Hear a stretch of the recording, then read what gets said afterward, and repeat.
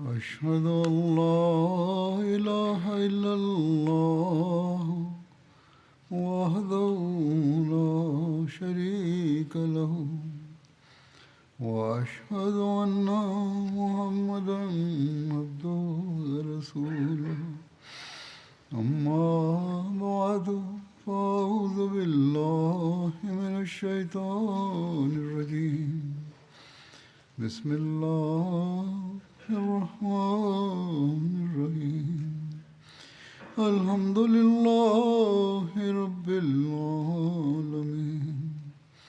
الرحمن الرحيم مالك يوم الدين إياك نعبد وإياك نستعين اهدنا الصراط المستقيم صراط الذين أنعمت عليهم غير المغضوب عليهم ولا الضالين.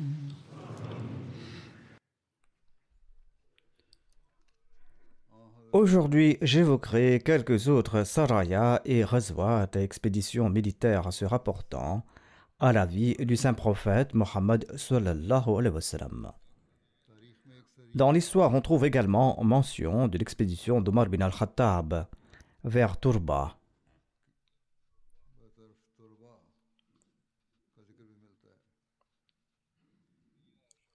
Cette sariya, cette expédition, a eu lieu au cours du mois de Sha'ban en l'an 7 de l'Hégire. Le saint prophète Mohammed lui a envoyé Omar bin al-Khattab vers la tribu de Hawazin à Turba. Turba se trouve à environ 333 milles de Médine, sur la route de Sanaa et de Najran. Le saint prophète Mohammed a envoyé Omar ici avec 30 personnes. La raison de cette expédition était que le saint prophète Mohammed avait reçu des informations concernant des complots contre l'islam de la part des habitants de Turba. Lorsqu'Omar est parti, un homme d'Abun Hilal l'accompagnait en tant que guide. Les compagnons voyageaient la nuit et ils se cachaient durant le jour. La nouvelle est parvenue aux habitants de Turba et ils ont pris la fuite. Omar est arrivé dans leur région, mais il n'a trouvé personne. Les autres s'étaient réfugiés sur les hauteurs. Et les musulmans ont confisqué tout leur bétail, car c'étaient des gens malfaisants. Et les musulmans se sont remis en route vers Médine en apportant ce butin. Lorsqu'ils atteignirent Dhul Judur, un pâturage situé dans les environs de Quba, environ 6 ou 7 milles de Médine, ce guide des Banu Hilal a demandé à Omar: vas-tu attaquer un autre groupe, c'est-à-dire les Banu Khasm? Ils sont tous venus ici en raison de la sécheresse dans leur région. Omar a répondu: le messager d'Allah sallallahu alayhi wa sallam ne m'a pas donné cet ordre. Il m'a tout simplement ordonné de combattre les Banu Hawazin à Turba. Ensuite, Omar est retourné à Médine. En effet, c'était uniquement les Banu Hawazin à Turba qui causaient des problèmes. On porte aussi l'accusation que les musulmans attaquaient sans aucune justification. Ici, ce récit prouve que cette accusation est fausse.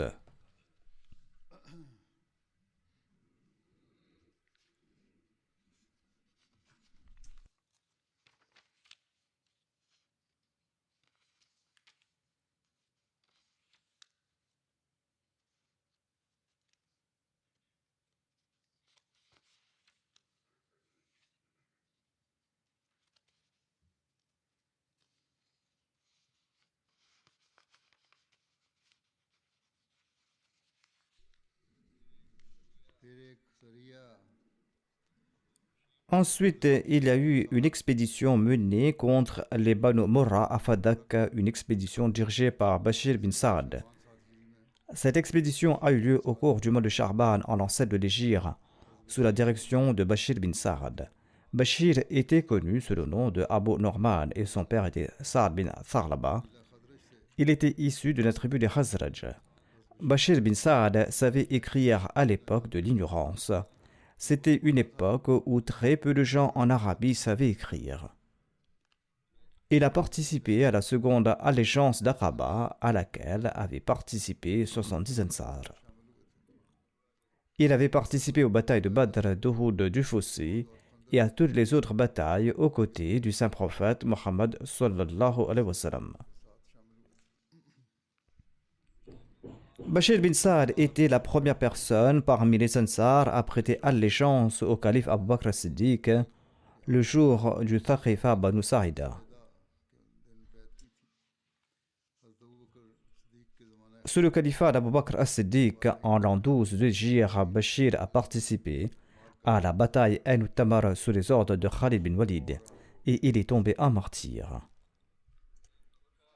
Ain Tamar est un lieu tout près de Koufa, un lieu que les musulmans ont conquis en l'an 12 de l'Hégire sous le califat d'Abu Bakr.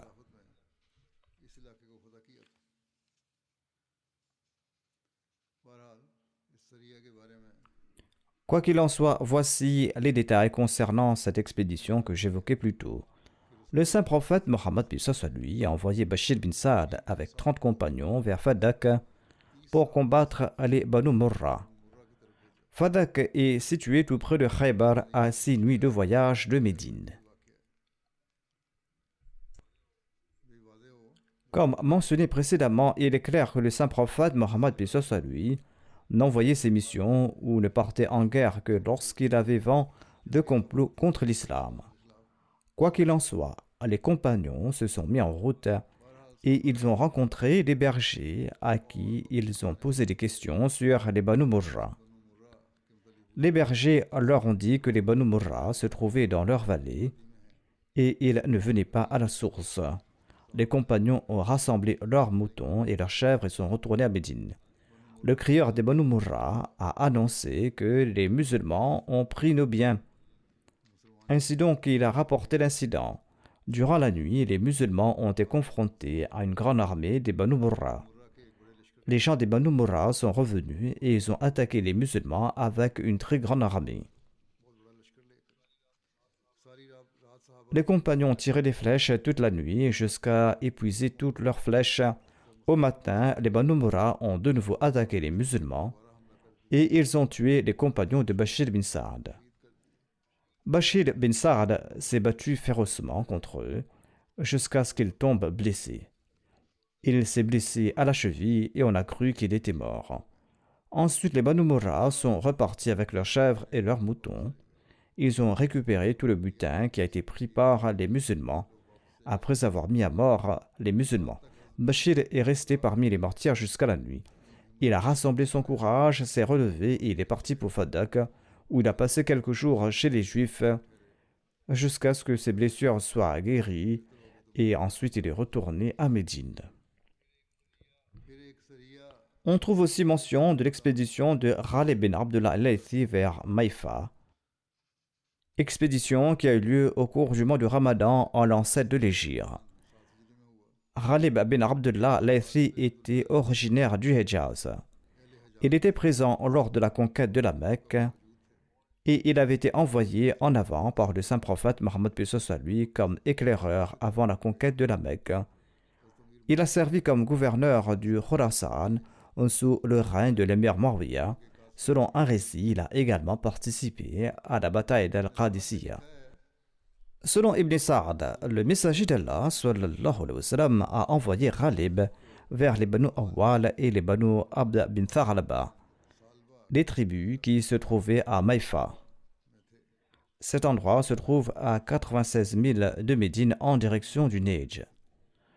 Les Banu Awwal et les Banu Abd ont commencé à rassembler les gens en menant une propagande négative contre les musulmans, afin de mener une action similaire à celle des Ahzab, afin de lancer une attaque contre les musulmans. Ibn Hisham a mentionné cette expédition menée par Ghalib bin Abdullah al-Laythi vers les Banu Murra, qui étaient en fait les alliés des Khuraka. L'imam Bukhari a intitulé le chapitre relatif à cette expédition « Chapitre de l'envoi par le saint prophète paix soit sur lui » d'Oussama ibn Saïd vers la tribu Khurakat de Juhayna. Il semble que Osama bin Zayd était l'émir de cette expédition, mais l'exégète d'Al-Bukhari, l'érudit Ibn Hajar, a écrit dans son exégèse que les paroles l'envoi de Osama bin Zayd par le messager d'Allah, paix soit lui, vers la tribu Huraqa, ne prouvent pas que Osama bin Zayd était l'émir de l'armée dans cette expédition. Et il n'a pas été prouvé d'ailleurs qu'Osama bin Zayd ait été nommé émir de l'armée avant le martyre de son père Zayd lors de la bataille de Mauta. Il n'a pas été prouvé qu'Osama bin Zayd a été nommé à la tête de cette expédition.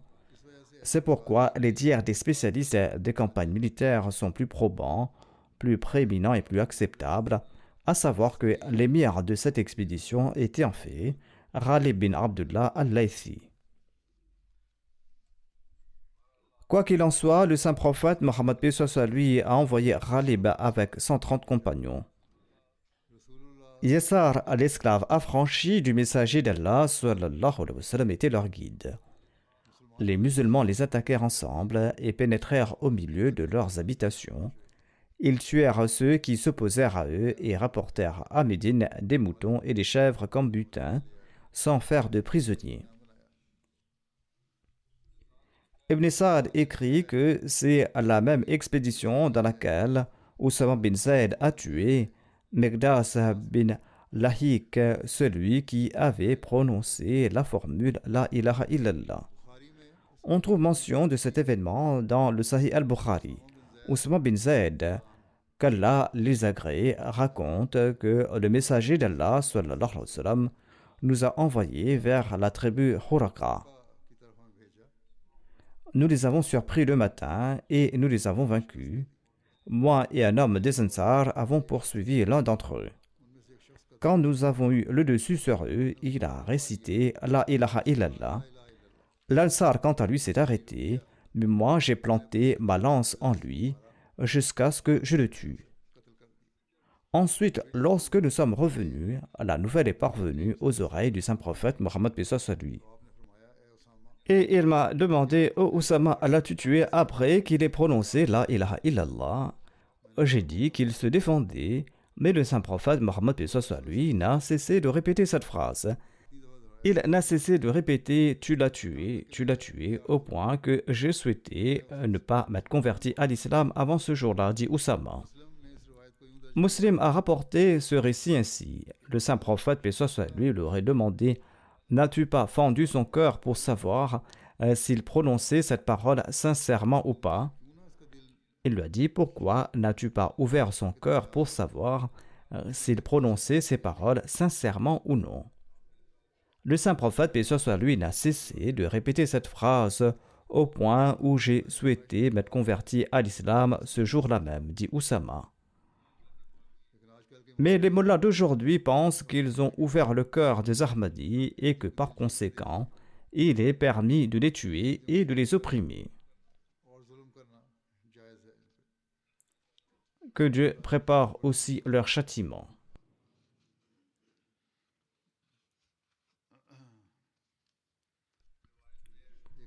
Un récit rapporte que le saint prophète Mohammed paix soit lui a ordonné que le prix du sang de Mirdas soit versé à sa famille et que ses biens leur soient restitués.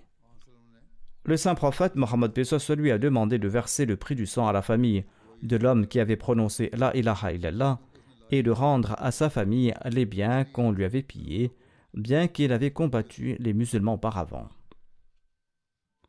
Hadrat Muslim Maud a relaté cet incident en ces termes.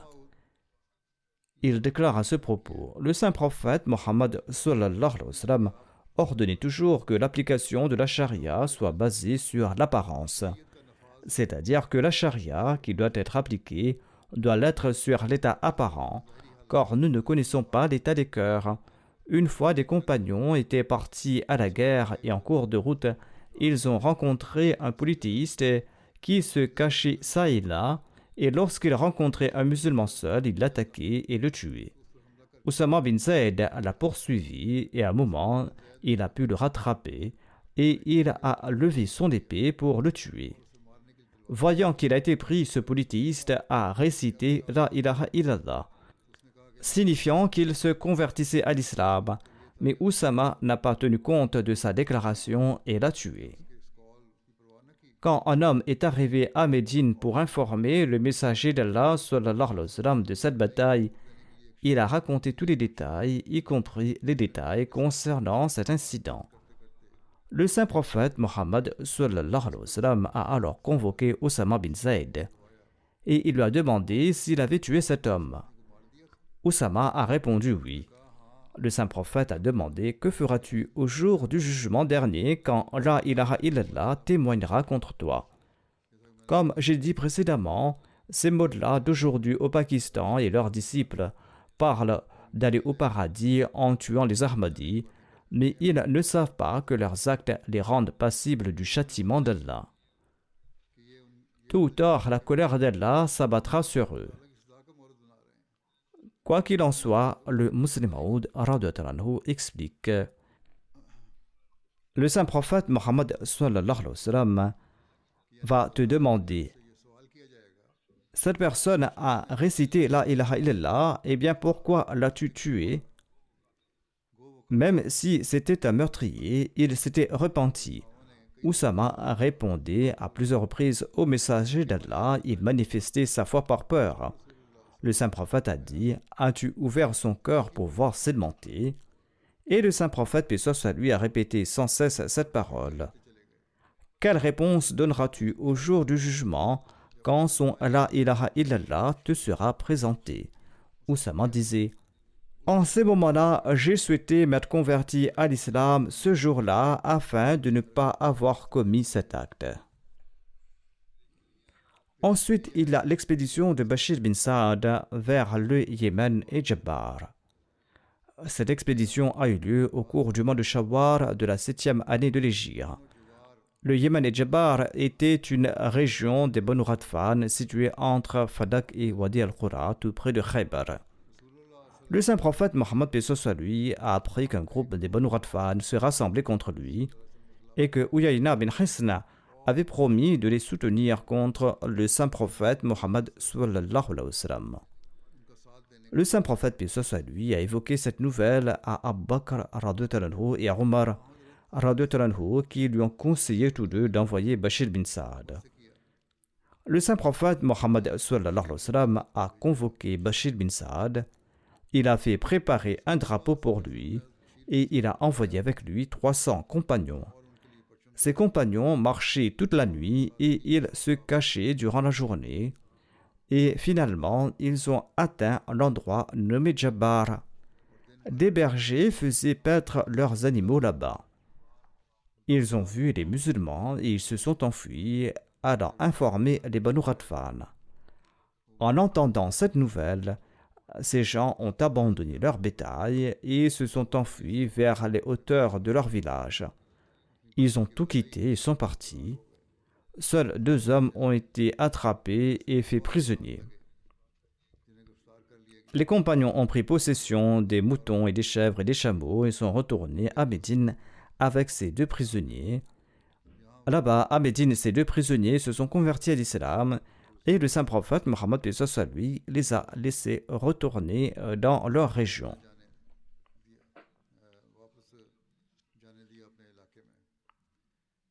Voici les détails concernant l'Umratul Qada.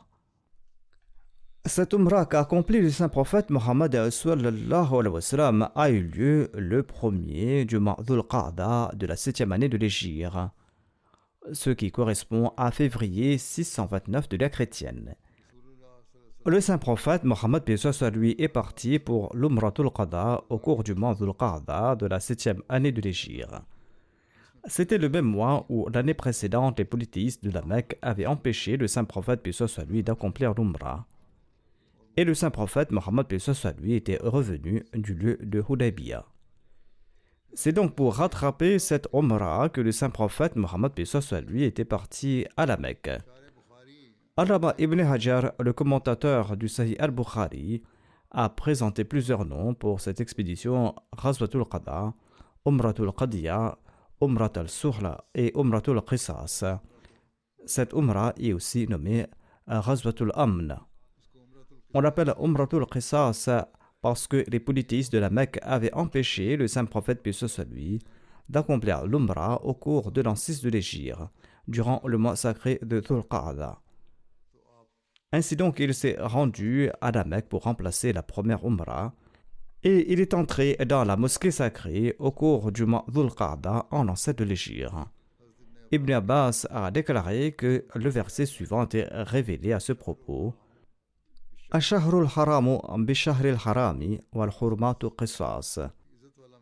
La profanation d'un mois sacré peut être vengée par le mois sacré, et pour toutes les choses sacrées profanées, il y a le talion.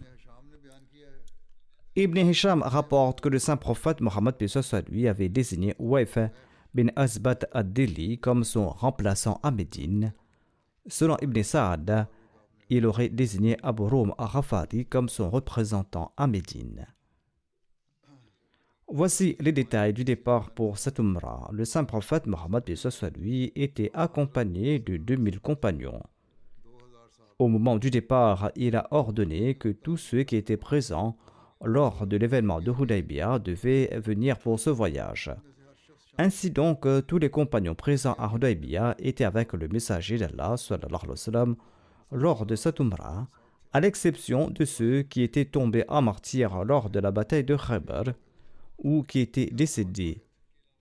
En sus de cela, de nombreux compagnons qui n'étaient pas présents à Hudaybiyah étaient également avec le saint prophète Mohammed sallallahu alayhi wa sallam. Il avait pris avec lui 60 chameaux sacrificiels. Il avait placé des colliers autour des cous de ces animaux et avait désigné Najia bin Jundub pour assurer leur surveillance.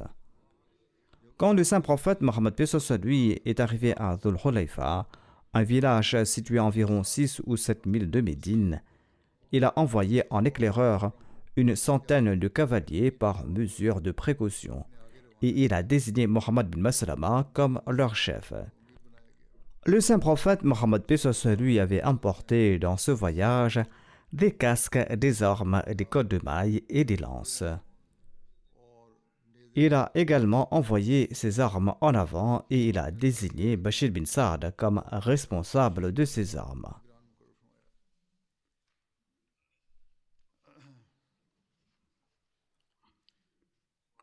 La question se pose de savoir pourquoi il était nécessaire d'emporter des armes pour l'Umrah, tandis qu'un accord avait été conclu. On a demandé au saint prophète Mohammed lui pourquoi il avait emporté des armes, tandis que les Korachites avaient interdit les armes autres que les épées dans les fourreaux. Le saint prophète a répondu: nous n'entrerons pas dans le haram avec des armes, mais elles seront à proximité en cas d'attaque.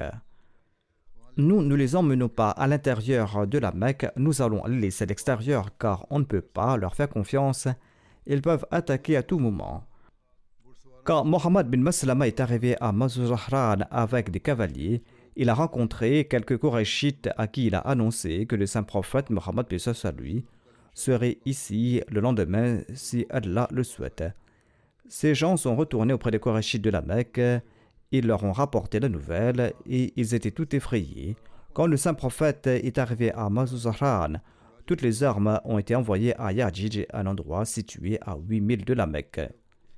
Quand les infidèles de la Mecque ont su que le saint prophète, paix soit lui, arrivait à la Mecque avec des armes et du matériel de guerre, ils étaient très inquiets et ils ont envoyé quelques hommes à Mazuzahran pour enquêter sur la situation.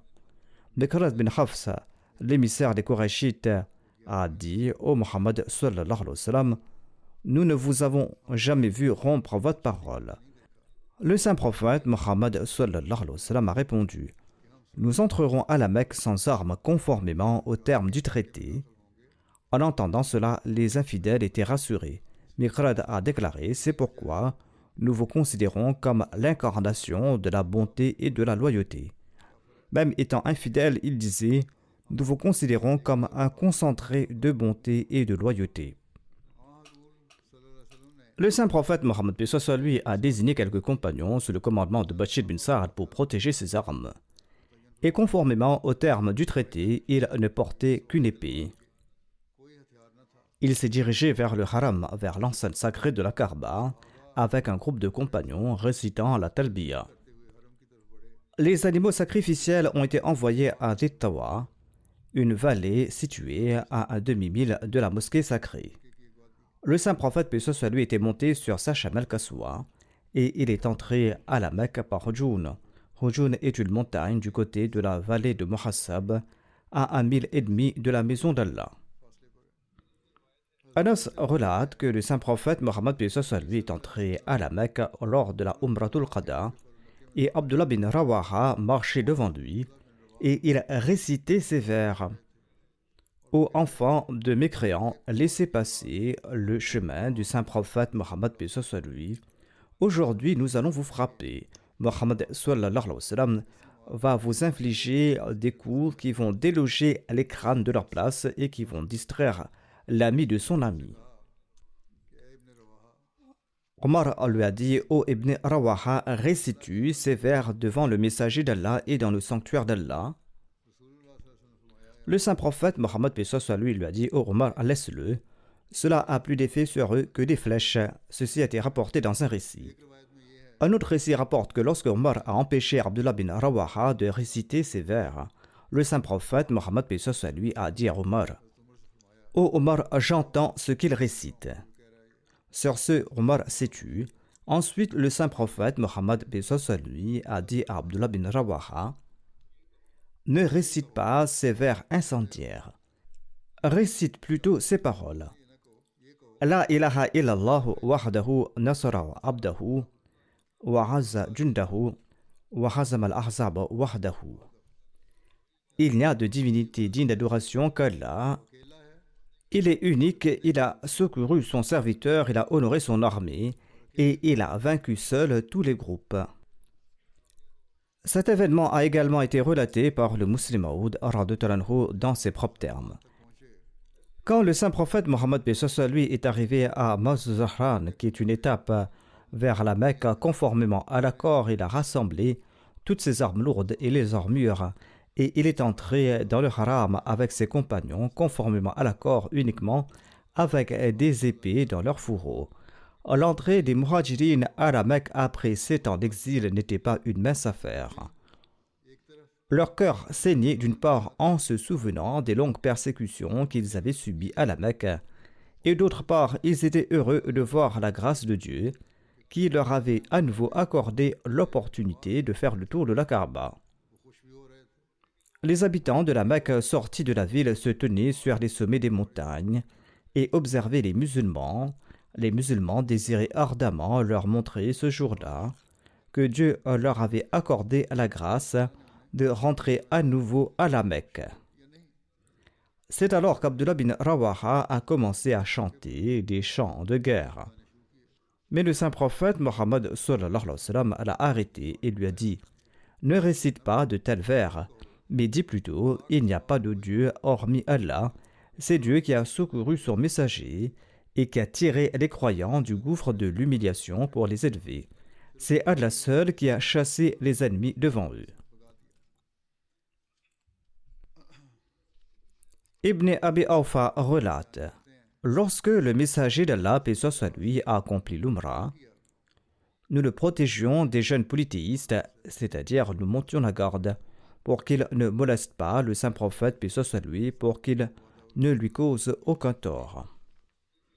Le saint prophète, paix soit sur lui, est entré à la Mecque et certains mécréants des Korachites, en raison de leur haine et de leur inimitié envers le saint prophète, sont montés dans les montagnes pour ne pas voir le saint prophète, paix soit sur lui, et ses compagnons accomplir le tawaf de la Kaaba. Mais certains mécréants se sont rassemblés à la Darun Nadwa. Debout là, ils ont regardé les musulmans accomplir le tawaf et ils ont déclaré: Quel tawaf ces musulmans pourront-ils accomplir? À la faim et la fièvre de Médine les ont affaiblis. En arrivant à la mosquée Al-Haram, le saint prophète Mohammed paix soit sur lui s'est couvert de son manteau de manière à ce que son épaule et son bras droit soient à découvert. Et il a déclaré que Dieu accorde sa miséricorde à celui qui montre sa force face à ses mécréants. Ensuite, avec ses compagnons, le saint prophète, paix soit sur lui, a fait le tawaf et il a marché avec ostentation en secouant les épaules pendant les 3 premiers tours de la Kaaba. Il voulait ainsi montrer qu'il n'était pas aussi faible que les mécréants le pensaient. Il y a un récit à ce sujet dans le recueil d'Al-Bukhari, récit rapporté par Ibn Abbas, selon lequel, lorsque le saint prophète, paix soit sur lui, et ses compagnons sont arrivés, les idolâtres ont déclaré: des gens que la fièvre de Médine a affaiblis viennent à vous. Le saint prophète, paix soit sur lui, a ordonné à ses compagnons de faire 3 tours de la Kaaba en courant. C'est ce qu'on appelle en arabe raml. Chaque personne qui effectue le tawaf autour de la Kaaba fait ce raml pendant les 3 premiers tours de la Kaaba. Par compassion pour ses compagnons, il ne leur a pas ordonné de courir pendant tous les tours de la Kaaba.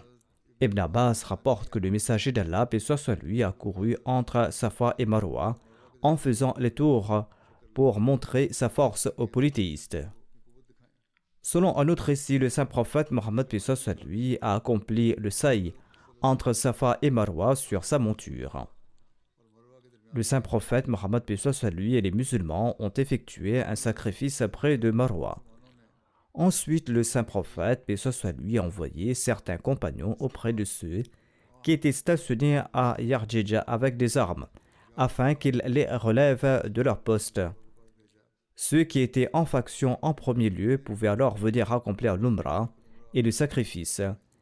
Et il leur a dit de venir accomplir l'Umrah, et il a envoyé de nouvelles personnes pour prendre leur poste. Lors de ce voyage, le saint prophète Mohammed, paix soit sur lui, a également épousé Maïmouna radhiyallahu anha. Voici les détails à propos de ce mariage. C'est durant ce voyage que le saint prophète Mohammed, paix soit sur lui, a épousé Maïmouna bint Harith. Ce mariage a été arrangé par Abbas. Maïmouna avait donné à sa sœur Fadla l'autorisation de la marier. Fadla était l'épouse d'Abbas, l'oncle du saint prophète Mohammed, paix soit sur lui, et Fadla a donné ce pouvoir à Abbas. Abbas l'a donc mariée au saint prophète Mohammed, paix soit sur lui, et la dot de Maïmouna était fixée à 400 dirhams. Le Muslim Maud radhiyallahu anhu a relaté à ce propos: Maïmouna, la belle-sœur d'Abbas, était veuve depuis longtemps. Elle vivait à la Mecque. Abbas souhaitait que le messager d'Allah sallallahu alayhi wa sallam l'épouse, et le saint prophète, paix soit sur lui, a accepté cette proposition. Le saint prophète, paix soit sur lui, a séjourné 3 jours à la Mecque, et le 3e jour, les Qurayshites ont envoyé Huwaytib bin Abd al-Uzza auprès du saint prophète Mohammed, paix soit sur lui, avec quelques membres des Qurayshites. Selon un récit, cette délégation des Qurayshites s'était rendue auprès de Ali pour lui dire ceci: votre période de séjour est terminée et il est temps de partir. Sur ce, le saint prophète Mohammed, paix soit sur lui, a déclaré: quel mal y a-t-il à ce que nous restions un peu plus longtemps? Je me marie ici et nous allons préparer un festin de noces et je vais vous inviter. Les Qurayshites ont dit qu'ils ne souhaitaient pas être présents pour ce repas. Le saint prophète, paix soit sur lui, est parti de la Mecque avec ses compagnons et il a laissé son esclave Abu Rafi chez Maïmouna. Celui-ci a pris Maïmouna et l'a emmenée à Sarif, un lieu où elle a rejoint le saint prophète Mohammed, paix soit sur lui. C'est un lieu tout près de Tanim, environ 6 ou 7 milles de la Mecque. Il s'agissait d'une grande vallée. Le nom de Maïmouna était Bara, et le saint prophète, paix soit sur lui, a changé son nom en Maïmouna. Et le mariage de Maïmouna avec le saint prophète Mohammed, paix soit sur lui, a été le dernier.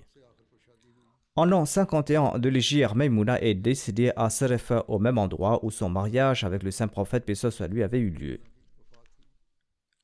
Le Muslim Maud radhiyallahu anhu écrit que le 4e jour, les habitants de la Mecque ont exigé que le saint prophète, paix soit sur lui, quitte la Mecque conformément à l'accord, et il a immédiatement ordonné à tous ses compagnons de quitter la Mecque et de se diriger vers Médine. Tenant compte des sentiments des habitants de la Mecque, il a même laissé derrière lui la nouvelle mariée Maïmouna, afin qu'elle arrive plus tard avec les caravanes de bagages.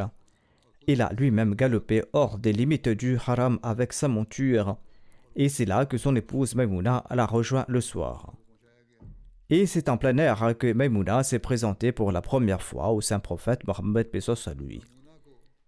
Cet endroit de sainte compagnie avec le saint prophète Mohammed paix soit sur lui est demeuré très cher à Maïmouna. C'est pourquoi elle avait fait ce testament en disant que quand je mourrai, enterrez-moi au même endroit, là où se trouvait la tente du saint prophète Mohammed paix soit sur lui, là où je me suis présenté à lui la première fois. Le destin divin a voulu qu'elle vienne en pèlerinage et elle est tombée malade à la Mecque. Après quelques jours, elle a dit « Emmenez-moi hors de la Mecque » car le saint prophète Mohammed paix soit sur lui m'avait dit que je ne mourrais pas à la Mecque. Les gens l'ont donc emmenée hors de la Mecque et elle est décédée à Sarif. L'âme de la mère des croyants, Maïmouna, a quitté sa prison terrestre et elle est décédée. Conformément à ses derniers vœux, elle a été enterrée à cet endroit.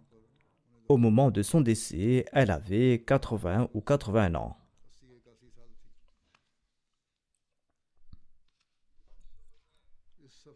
On trouve également mention de l'histoire de la fille de Hamza dans le cadre de ce voyage. Bara a rapporté que lorsque le saint prophète, paix soit sur lui, était sur le point de quitter la Mecque, la fille de Hamza le suivait en criant « Oh mon oncle, oh mon oncle !» Ali l'a prise, elle lui a pris la main et elle a dit à Fatima « Prends la fille de ton oncle ». Elle l'a fait monter sur sa monture. Ensuite, Ali, Zayd et Ja'far se sont disputés à son sujet. Ali a déclaré « Je l'ai prise et c'est la fille de mon oncle ». Ja'far a dit « C'est la fille de mon oncle et sa tante maternelle et mon épouse ». Zayd a déclaré « C'est la fille de mon frère ». C'est là que le saint prophète, paix soit sur lui, a tranché en faveur de sa tante maternelle et il a déclaré « La tante maternelle est comme une mère ». Ainsi donc, il a résolu ce problème. Il y a beaucoup de disputes comme celle-ci dans les affaires judiciaires. Il a dit donner Allah à la tante maternelle, car la tante maternelle est comme une mère. Et à Ali, le saint prophète a dit tu es de moi et moi je suis de toi. Il l'a ainsi consolé. Et à Ja'far, il a dit tu me ressembles par ta physionomie et ton caractère. Et à Zayd, il a dit tu es mon frère et mon affranchi. Ali a demandé « N'allez-vous pas épouser la fille de Hamza ?» Il a dit « C'est la fille de mon frère de lait. » Un tel mariage ne peut pas avoir lieu. Le saint prophète Mohammed paix soit sur lui est revenu à Médine au cours du mois Dhul Hijjah.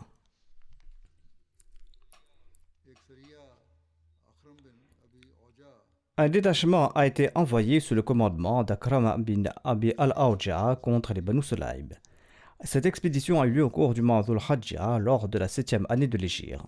Le saint prophète Mohammed paix soit sur lui a envoyé Akram avec 50 personnes vers les Banu Sulaym qui vivaient tout près de Médine. Un espion des Banu Sulaym était avec Akram et il les a prévenus, il les a alertés et ils ont rassemblé une grande armée. Lorsque Akram est arrivé auprès d'eux, les Banu Sulaym étaient prêts à les affronter. Akram les a invités à l'islam, mais ils ont répondu « Nous n'avons pas besoin de ce vers quoi tu nous appelles ». Après cela, il y a eu un échange de tirs de flèches pendant un certain temps des deux côtés. Pendant ce temps, des renforts supplémentaires sont venus pour aider les Banu Sulaym et ils ont encerclé les musulmans de tous les côtés. Les musulmans se sont battus avec acharnement. La plupart d'entre eux étaient tombés en martyrs et Akram est tombé parmi les tués grièvement blessés. Ensuite, il est arrivé auprès du saint prophète Mohammed paix soit sur lui le premier du mois de Safar en l'an 8 de l'Hégire. On trouve mention aussi d'une expédition menée par Khalid bin Abdullah Laythi en direction de Kindim. Le saint prophète a envoyé Khalid bin Abdullah Laythi au cours du mois Safar en l'an 8 de l'Hégire vers la branche Banu Mulawi de la tribu Banu Laïs. Les Banu Mulawi vivaient à Qadid. Qadid se trouvait à environ 208 milles de Médine. Le Sahih al-Bukhari rapporte qu'il y a une source entre la tribu Asfan et Qadid. Selon un récit, le saint prophète Mohammed paix soit sur lui a envoyé Khalid bin Abdullah avec 15 personnes et la devise des musulmans lors de cette expédition était Amit Amit. Jundum bin Maqif rapporte le messager d'Allah sallallahu alayhi wa sallam a envoyé Khalid bin Abdullah dans cette expédition à laquelle j'ai également participé. Il nous a ordonné d'attaquer les Banu Mudawwa à Qadid. Nous sommes donc partis et lorsque nous sommes arrivés à Qadid, nous avons rencontré Ibn Basra Harith bin Malik al-Laythi et nous l'avons capturé. Ibn Basra a déclaré « Je suis sorti pour me convertir à l'islam et je pars à la rencontre du messager d'Allah. » Et nous lui avons dit « Si tu es sorti avec l'intention de te convertir à l'islam, une provision pour un jour et une nuit ne te fera pas de mal, c'est-à-dire que si tu es emprisonné, cela ne fera aucune différence.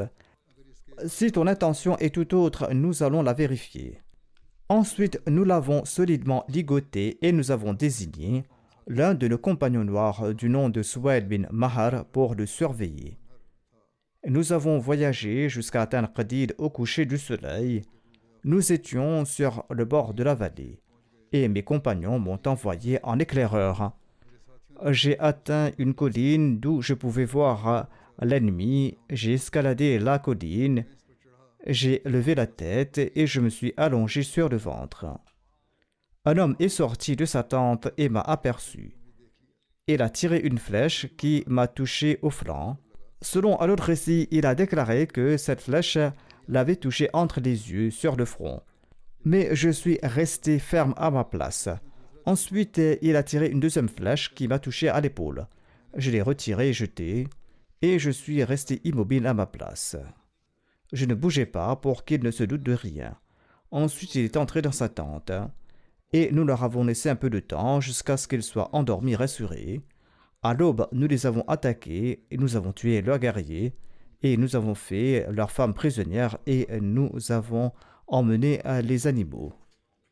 Un de leurs crieurs est sorti, et il a mené vers nous une armée que nous n'avions pas la force d'affronter. C'était un très grand contingent qui a été mené contre les musulmans. Et il raconte « Nous avons continué à emmener les animaux sans jamais nous retourner. Et quand nous sommes passés tout près de Ibn Barsa et son compagnon, nous les avons emmenés avec nous. L'ennemi s'était rapproché de nous et il n'y avait que la vallée de Qadir qui nous séparait. Et Allah a envoyé une inondation dans cette vallée, alors que nous ne voyions ni nuages ni pluie. Ainsi, Allah a envoyé quelque chose contre quoi personne ne pouvait lutter et que personne ne pouvait traverser. L'ennemi restait là à nous regarder tandis que nous emmenions leurs bêtes. Aucun d'entre eux n'a eu la possibilité de nous rattraper. Ainsi, nous avons continué à conduire rapidement les animaux jusqu'à ce que nous les laissions derrière. Ainsi, l'ennemi est resté derrière, ils n'ont pas pu nous attraper et nous nous sommes présentés au saint prophète, paix soit lui. Je présenterai d'autres récits à l'avenir, Inch'Allah. Je voudrais aussi demander une prière spéciale pour les Ahmadis du Pakistan. Les Ahmadis pakistanais eux-mêmes doivent prier pour leur personne. Comme je l'ai dit, qu'ils se concentrent sur le daroud et qu'ils le récitent 200 fois par jour. Subhanallahi wa bihamdihi, subhanallahi l'azim, Allahumma salli ala Muhammadin wa ali Muhammad. Il faut accorder le plus d'attention possible à cela en ce moment. Le succès ne sera possible que si nous prions avec ferveur et que nous accordons de l'attention à la prière. On n'y accorde pas l'attention nécessaire. Certaines personnes m'écrivent aussi en disant que les prières seules ne vont pas suffire et qu'il faudra faire autre chose. Mais que devra-t-on faire de plus? Notre unique arme n'est que la prière. J'en ai parlé à maintes reprises. J'ai cité des passages du Messie premier salam. C'est une idée tout à fait fausse de penser que les prières ne servent à rien. Quoi qu'il en soit, les prières sont la solution à notre succès.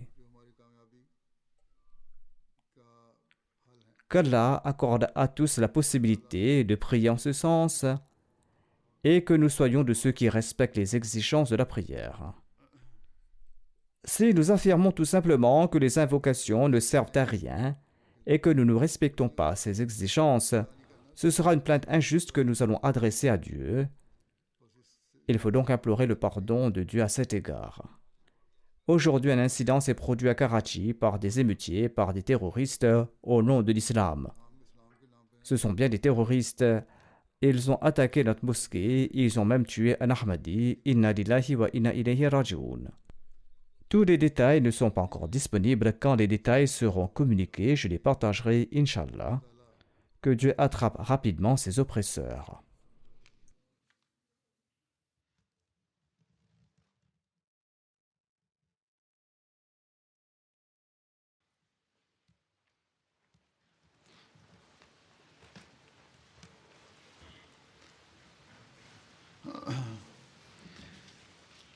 الحمد لله الحمد لله نحمده ونستعينه ونستغفره ونؤمن به ونتوكل عليه ونعوذ بالله من شرور أنفسنا ومن سيئات أعمالنا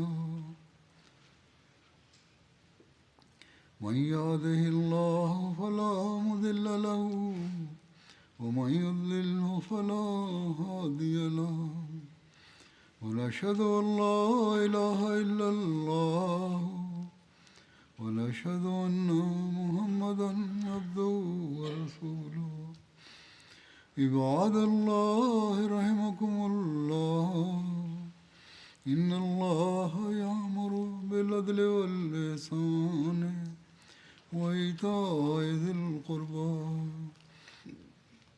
وينهى عن الفحشاء والمنكر والبغي يعظكم لعلكم تذكرون اذكروا الله يذكركم وادعوه يستجب لكم ولذكر الله